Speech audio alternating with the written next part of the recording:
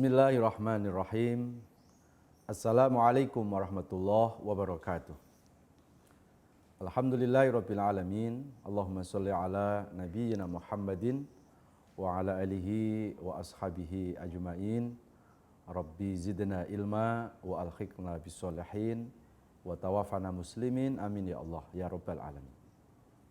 Pemirsa DFTV yang dirahmati Allah Subhanahu wa taala. Alhamdulillahirabbil alamin.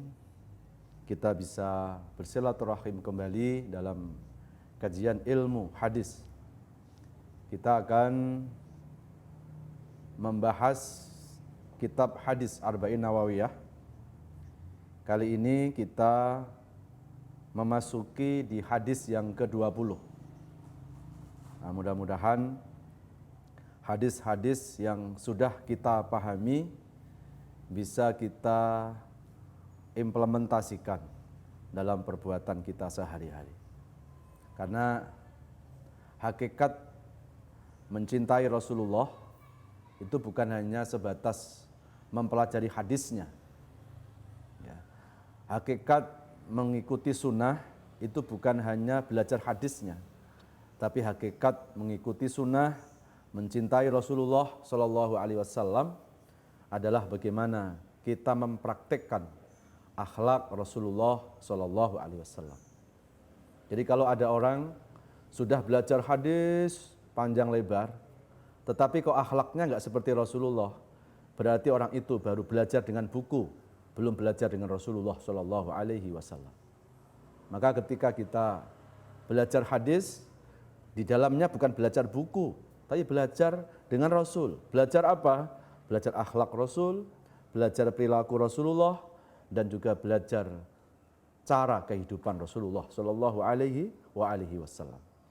Laqad kana lakum fi Rasulillahi uswatun hasanah liman kana yarjullaha wal yawmal akhir wa dzakarallaha katsira.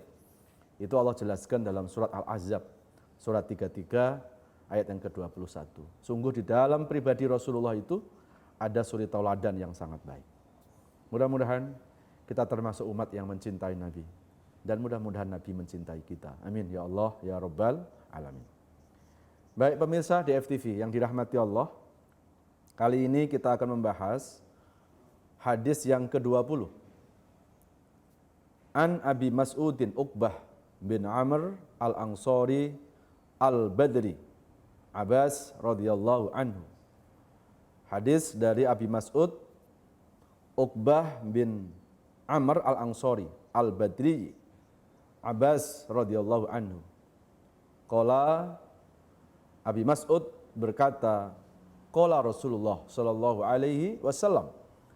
Nabi Muhammad sallallahu alaihi wasallam bersabda, inna mimma adrokan nasu min kalamin nubuwatil ula. Sesungguhnya salah satu yang ditemukan oleh manusia min kalamin nubuwatil ula, dari ucapan nabi-nabi terdahulu. Idza lam tastahi fasna ma syi'ta. Ketika kalian tidak malu, fasna, maka lakukanlah sesuai dengan sesuka hatimu. Rawahul Bukhari. Hadis ini diriwayatkan oleh Imam Bukhari. Dan kalau hadis diriwayatkan oleh Imam Bukhari, maka jelas derajat hadis itu adalah hadis yang sahih.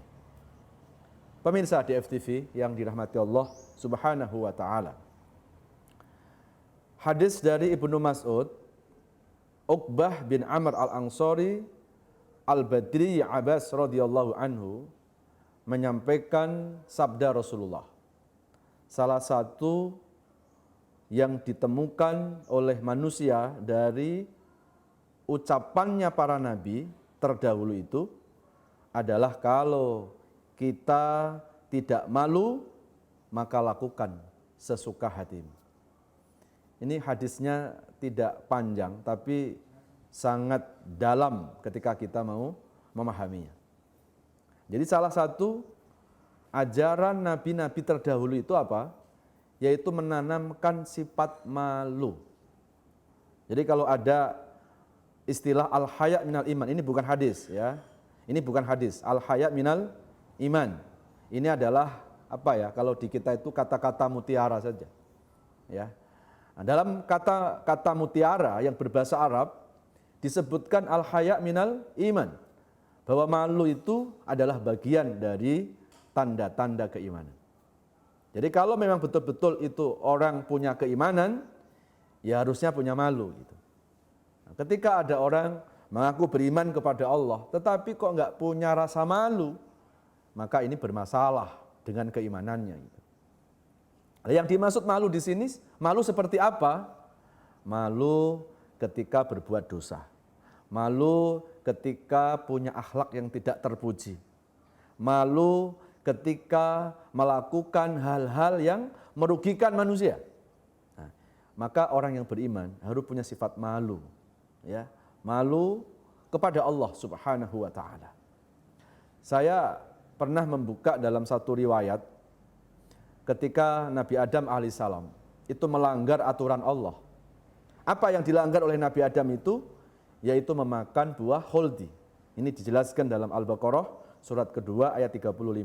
Wa qulna ya Adam uskun anta wa zaujukal jannah wa kula minha ragadan haitsu syi'tuma wa la taqrabu hadhihi syajarah fatakuna minadh dhalimin. Jadi ketika Allah memasukkan Nabi Adam dan Ibu Hawa istrinya, Allah perintahkan Nabi Adam, wahai Adam dan istrimu, silahkan engkau masuk surga. Nikmati semua nikmat yang ada di surga, tapi tolong wala taqrabu hadhihi syajarah, jangan engkau memakan buah kholdi. Ya. Jadi kata wala taqrabu hadhihi syajarah itu penafsirannya adalah makan, walaupun menggunakan bahasa jangan dekati. Nah, nanti jangan sampai kita memahami Quran ya dengan pemahaman yang harfiah. Kalau lihat dari tekstualnya, memang larangan kepada Nabi Adam adalah wala taqrabu hadhihi syajarah, jangan dekati buah kholdi. Ya. Kalau orang menggunakan akal pasti akan protes. Pak Ustadz, kan di situ enggak ada larangan makan. Yang dilarang kan mendekati buah kholdi. Nah, memahami Quran tidak bisa dipahami dengan pemahaman yang parsial. Memahami Quran tidak bisa dipahami dengan pemahaman yang harfiah. Memahami Quran tidak bisa dipahami dengan bahasa yang tekstual. Ya, karena Al-Quran itu sangat luar biasa. Jadi dari estetika bahasanya juga sangat luar biasa dan pendalaman makna itu juga luar biasa. Makanya Quran itu adalah firman Allah. Kalau apa yang ada di dalam Quran itu buatan manusia, ya namanya buatan manusia yang enggak spesial amat gitu. Tapi kalau Quran itu adalah firman-Nya Allah, ya pastilah ini sesuatu yang sangat mulia. Ya. Sesuatu yang sangat krusial. Itulah firman Allah Subhanahu wa taala. Ya. Al-Quran Allah gunakan dengan bahasa Arab. Tapi jangan seolah-olah bahwa bahasa Arab yang sekarang dipakai orang Arab itu bahasa Quran, beda. Ya, beda. Memang bahasanya pakai bahasa Arab itu Al-Quran, tetapi tingkatan osakatanya, tingkatan gramatikal bahasanya itu tidak sama dengan bahasa-bahasa Arab pada pasaran, pada umumnya. Ya. Kalau andai kata bahasa Quran itu sama dengan bahasanya orang Arab yang digunakan bahasa pasaran, harusnya orang Arab semuanya mengimani Allah dong. Kan dia langsung paham dengan bahasa Quran gitu. Buktinya kita pernah membuka sejarah, ada paman-paman Nabi yang orang Arab. Tapi ketika dituruni Al-Quran, paman-paman Nabi yang namanya Abu Thalib, yang namanya Abu Lahab, yang namanya Abu Jahal, tidak paham Quran. Tidak paham Al-Quran. Karena bahasa Al-Quran bukan bahasa Arab pasaran. Bahasanya kelas tinggi. Gitu. Bahasanya kelas tinggi. Ya, jamaah sekalian yang dirahmati Allah. Maka memahami Quran tidak bisa dipahami dengan bahasa yang tekstual. Kalau kita kembali kepada larangan Allah kepada Nabi Adam, wala taqrabu hadhihi syajarah, jangan dekati buah kholdi, itu tekstualnya kan, oh yang nggak boleh itu dekati buah kholdi. Berarti makan gimana? Kan nggak ada larangan kan gitu. Nah, padahal bahasa Al-Quran itu bahasa yang cerdas, Kalau dekat saja nggak boleh, apalagi makan. Kalau mendekati saja nggak boleh kan? Ya apalagi menikmatinya, apalagi memakannya. Jadi bahasa Quran itu bahasa yang mengajak orang harus cerdas itu. Maka ketika memahami Quran dengan pemahaman-pemahaman yang kaku, ya jadi kaku. Lah yang salah bukan Qurannya itu. Itu yang kaku ya akalnya manusia itu. Gitu. Ya.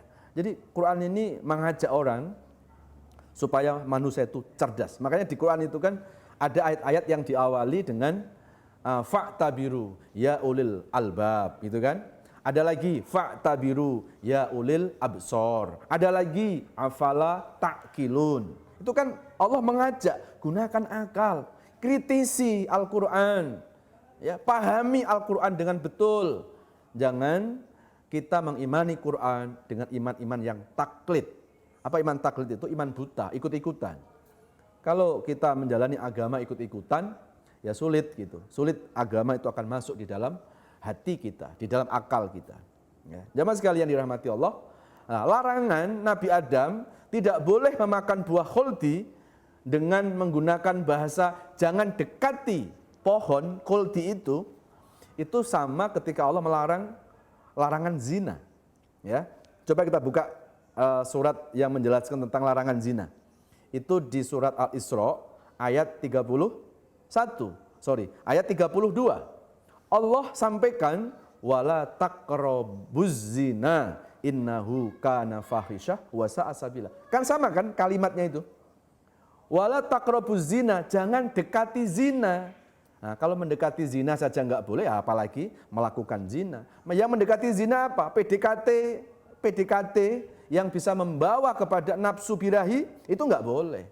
Pacaran di dalamnya. Ya kan? Maka ketika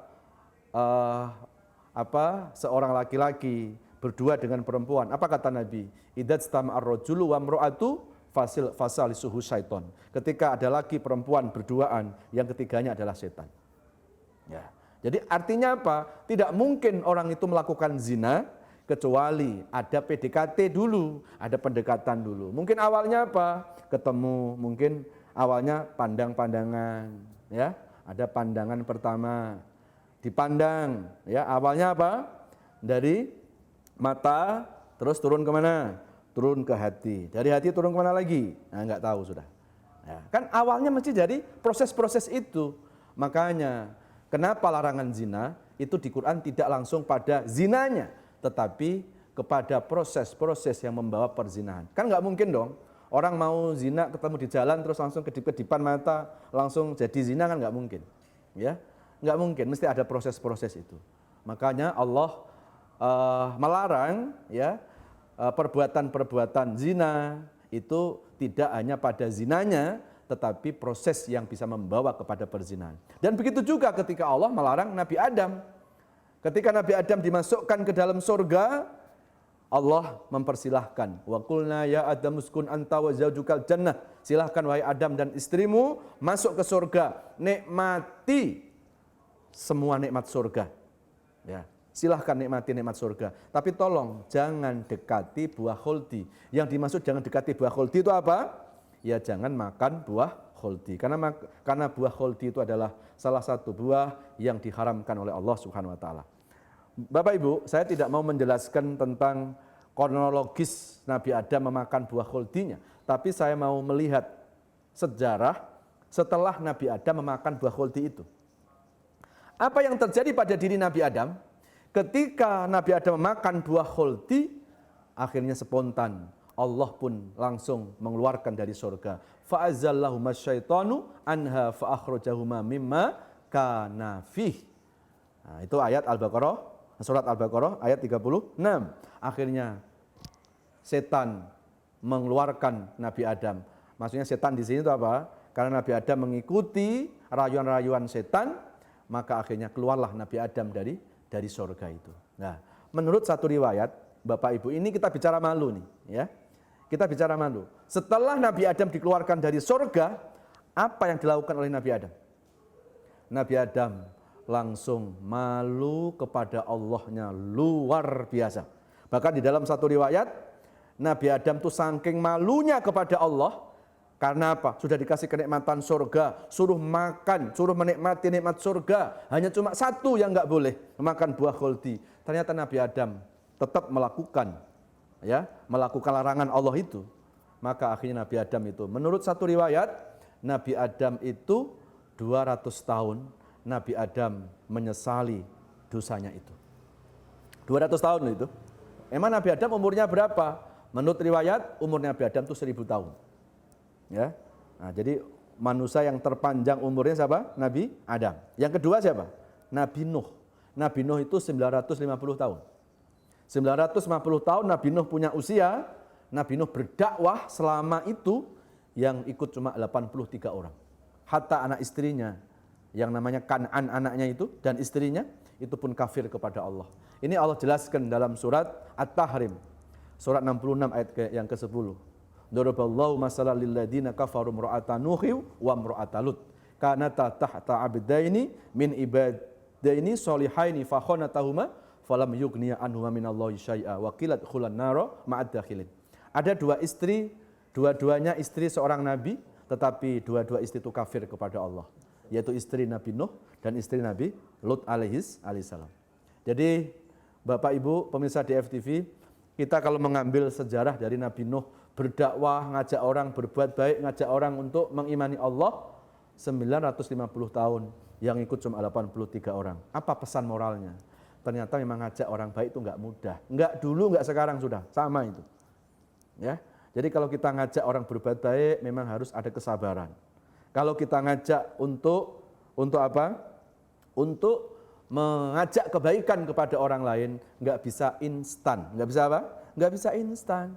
Ya, jadi kalau baru ngajak setahun, 2 tahun orang, yuk kita ke masjid, yuk kita kajian ilmu, ya, kok nggak mau, kita nggak usah perlu kecewa. Kenapa? Karena manusia hanya wajib berusaha. Kewajiban kita ngajak kok. Urusan ikut atau tidak itu nanti urusan Allah, bukan urusan kita. Karena hidayah bukan milik manusia, hidayah itu milik Allah. Jangankan kelasnya kita, jangankan kelasnya ustadz gitu loh. Nabi Nuh aja nggak bisa mengislamkan istrinya. Nabi Nuh, Nabi Lut nggak bisa mengislamkan istrinya. Nabi Ibrahim nggak bisa mengislamkan bapaknya. Nabi Muhammad nggak bisa mengislamkan paman-pamannya. Abu Thalib, Abu Lahab, Abu Jahal. Lalu apa artinya kita gitu? Ya, makanya ajak orang untuk berbuat baik. Urusan ikut atau tidak kembalikan kepada Allah. Kadang kita ngajak orang untuk ke masjid, untuk apa? Ngaji. Kan kadang-kadang jawabannya selalu apa? Insya Allah. Sudah, nggak usah kecewa kita. Kalau kita ngajak orang baik kok kecewa, gara-gara orang itu nggak ngikuti ajakan kita, itu karena kita belum sepenuhnya ikhlas karena Allah. Jadi nggak boleh kita menyalahkan orang itu. Karena orang itu nggak mau ngaji ya, belum dapat hidayah kan. Tapi kenapa kita ngajak, kok kita kecewa? Hanya gara-gara ajakan kita nggak diikuti oleh orang-orang itu. Nggak perlu kita kecewa. Nggak perlu kita kecewa. Ya, andai kata dibolehkan ngajak orang baik itu kecewa, dakwah kemudian boleh kecewa gitu. Harusnya yang kecewa bukan kita. Kita terlambat kalau kecewa gitu. Lalu yang paling kecewa adalah Nabi Ibrahim yang mengajak bapaknya tetap gak mau beriman. Harusnya yang kecewa Nabi Nuh, Nabi Lut, Nabi Muhammad SAW. Atau termasuk Nabi Adam ketika anaknya saling membunuh antara Qabil dan Habil. Tetap nabi-nabi tidak pernah kecewa karena memang kewajiban hanya menyampaikan kebenaran, hidayah milik Allah. Kita kembali kepada sejarah Nabi Adam tadi. Akhirnya apa?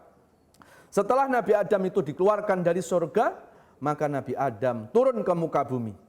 Dan Nabi Adam itu menyesali dosanya. Berapa tahun menyesalnya? 200 tahun. Dan selama 200 tahun, Nabi Adam itu enggak berani melihatkan wajahnya ke langit. Jadi selama 200 tahun, Nabi Adam itu menundukkan wajahnya ke bawah. Nunduk ke bawah. Kenapa? Karena malu kepada Allah. Malu kepada Allah. Ya, padahal dosanya berapa kali? Cuma 1 kali. Ya, dosa 1 kali, malunya 200 tahun gitu. Ya, kita beberapa kali berbuat dosa, menang enggak kita malu kepada Allah? Kadang kita berbuat dosa malu sama tetangga. Kadang kita berbuat dosa malu sama orang lain, tapi sama sekali kita enggak pernah malu kepada Allah. Ya, jemaah sekalian yang dirahmati Allah, kadang kita kalau berbuat dosa, kita enggak pernah sadar. Yang kita ingat, enggak apa-apa, dosa kecil kan seperti itu kan. Sehingga orang itu enggak punya malu sama Allah. Karena selalu melihat, nggak apa-apa dosa kecil Pak Ustadz, paling dosa kecil tuh kalau diwunduin langsung rontok kok, langsung hilang tahu itu dosa gitu. Padahal ingat nggak, ketika kita berbuat dosa, sekecil apapun dosa itu, sebetulnya kita telah menyakiti Tuhan. Ya, itu yang harus kita ingat. Kita telah menyakiti Allah. Ya, harusnya kan malu dong. Masa Allah kasih hidup, Allah kasih rezeki, kita masih berani menyakiti Allah, coba bayangkan itu. Padahal hidup yang ngasih Allah, rezeki yang ngasih Allah, semuanya yang ngasih Allah. Harusnya kan kita tidak melakukan perbuatan-perbuatan yang apa? Yang menyakiti Allah Subhanahu wa taala. Jadi ketika kita berbuat dosa, jangan pernah lihat kecilnya dosa, tapi kepada siapa kita berdosa. Ketika kita berbuat dosa, jangan lihat kecilnya dosa. Ingat, laisal kabair illa fis-sighair. Tidak ada dosa besar kecuali awalnya dari yang kecil-kecil dulu. Ya, orang itu melakukan korupsi, ya, dengan korupsi yang nilainya sangat besar, itu pasti awal-awalnya dimulai dari korupsi-korupsi yang kecil-kecil dulu. Ya, kita nggak sadar kan, korupsi itu kan nggak selamanya uang kan. Bisa aja apa? Korupsi dengan waktu. Itu juga korupsi itu. Nah, kita anggap sepele, nggak apa-apa, kan cuma begini, cuma begitu. Gitu. Lama-lama terus. Karena setan itu ketika dia mau menggoda manusia, dia tidak langsung menggoda pada dosa-dosa besar. Selalu setan itu mengawali dosa-dosa besar dari dosa-dosa kecil kita dulu. Ya. Kembali kepada kisah Nabi Adam. Akhirnya Nabi Adam itu menundukkan wajahnya, nggak berani melihatkan wajahnya ke langit selama 200 tahun. Dan selama 200 tahun itu Nabi Adam selalu berdoa dan doa itu direkam di Quran. Yaitu surat Al-A'raf, surat ke-7 ayat 23. Wa qala Rabbana ya Rabbana dolamna anfusana wa ilam taghfir lana wa tarhamna lanakunanna minal khasirin. Itulah penyesalan Nabi Adam. Ya. Wa qala rabbana dzulamna anfusana, ya Allah, kami telah mendolimi diri kami sendiri ya Allah. Kalau Engkau enggak mengampuni kami ya Allah, maka kami termasuk orang yang merugi. Itulah penyesalan Nabi Adam. Ya. Ada yang menarik, pemirsa di FTV, ketika Nabi Adam itu menyesali dosa, malu ketika berbuat dosa kepada Allah, Nabi Adam menggunakan bahasa dolamna anfusana. Kata dolamna itu diambil dari bahasa dolim. Nah, ini perlu kita jelaskan. Ternyata dolim itu bukan hanya orang yang melakukan kekerasan. Kalau dolim itu dihubungkan melakukan kekerasan fisik, ya Nabi Adam memang pernah melakukan kekerasan fisik. Apakah Nabi Adam dosanya KDRT sama istrinya di surga? Enggak kan? Nabi Adam dosanya adalah melanggar aturan Allah. Oh, ternyata dolim itu bukan hanya orang yang melakukan kekerasan fisik, tetapi dolim adalah orang yang durhaka kepada Allah, orang yang berdosa kepada Allah. Jadi kalau hari ini kita nggak puasa, kita dolim loh. Cuma kalau hari ini dibilang, kamu dolim ya, kok dolim sih? Emang saya memang melakukan kekerasan, pasti begitu kan? Padahal dolim itu adalah ketika orang itu berbuat dosa. Subuh kesiangan kita dolim itu. Dolim terhadap apa? Dolim terhadap diri kita sendiri. Nah, inilah salah satu contoh malunya Nabi Adam alaihissalam. Kemudian ada lagi Nabi Ibrahim. Nabi Ibrahim juga pernah malu sama Allah. Gara-gara apa? Gara-gara Nabi Ibrahim didatangi tamu ke rumah, ternyata tamunya itu adalah bukan orang Islam. Terus Nabi Ibrahim agak cuek, ya. Akhirnya tamu itu ngerasa nggak enak, nggak jadi masuk rumah Nabi Ibrahim. Akhirnya tamu itu langsung balik arah, dia nggak jadi masuk rumah Nabi Ibrahim. Karena lihat Nabi Ibrahim kok wajahnya nggak welcome gitu ya. Akhirnya nggak lama Allah turunkan mushaf kepada Nabi Ibrahim. Allah menegur Nabi Ibrahim, wahai Ibrahim, kenapa engkau berbuat itu kepada orang yang baru datang ke rumahmu itu? Taruhlah kalau orang itu memang bukan orang Islam, apa alasannya kamu cuek sama orang itu? Kamu ngasih hidup aja enggak kok. Kamu ngasih makan sama dia juga enggak. Sementara aku Allah yang ngasih makan, yang ngasih hidup. Aku tetap masih ngasih kehidupan kepada orang itu. Dan aku masih berharap, siapa tahu di akhir kehidupannya mau bertaubat. Lalu kenapa engkau cuek sama tamu itu? Ibrahim langsung menunduk, Ibrahim langsung malu, Ibrahim langsung menangis. Fabaka Ibrahim bakaan syadid. Ibrahim langsung menangis dengan tangisan yang sangat dahsyat. Kenapa? Karena malu ditegur sama Allah atas sikap yang kurang baik kepada tamu itu. Jadi sifat malu itu adalah sifatnya para nabi. Ya, maka alangkah indahnya kalau dalam hidup kita juga punya sifat malu. Malu ketika berbuat dosa, malu ketika kita berbuat yang tidak baik, malu ketika kita punya akhlak yang enggak baik, ya. Itu harusnya ada di dalam hati, di dalam pribadi orang-orang yang beriman kepada Allah Subhanahu wa taala. Tapi kalau sesuatu yang baik ya jangan malu gitu. Ini ada orang mau diajak ke musola, ayo sono ke musola, sono ikut kajian, sana kamu datang ke masjid, malu ah. Loh kenapa malu? Enggak enak sama tetangga, nanti dikira sok alim umpamanya itu. Itu enggak boleh malu seperti itu gitu, ya. Apalagi ada orang diajak ke masjid enggak mau, hanya gara-gara apa? Malu katanya. Loh kenapa? Karena ketua masjidnya dulu bekas bawahannya gitu, ya.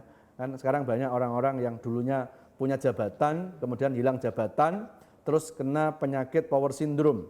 Akhirnya dia nggak mau berinteraksi dengan orang lain karena dulu merasa tinggi, terus tiba-tiba rendah, nggak siap dengan hilangnya jabatan.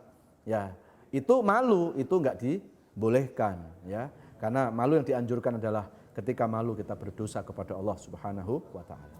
Mudah-mudahan satu hadis ini bisa kita amalkan dan mudah-mudahan kita bisa mewarisi sifat malu. Al-haya minal iman. Malu adalah bagian dari tanda keimanan. Innallaha la yastahyi minal haq. Nah, itu di Al-Ahzab surat 33 ayat 53. Allah tidak pernah malu kalau sesuatu itu adalah sesuatu yang benar. Maka dengan kebenaran jangan malu kita lakukan. Bismillah karena Allah. Mudah-mudahan ada manfaatnya. Yang ikut kajian di YouTube dan di IG, saya sudahi dulu. Nah, sekarang saya akan sapa saudara-saudara kita yang ikut kajian di Zoom. Kita kasih kesempatan untuk tanya jawab. Nah, terima kasih. Saya tutup.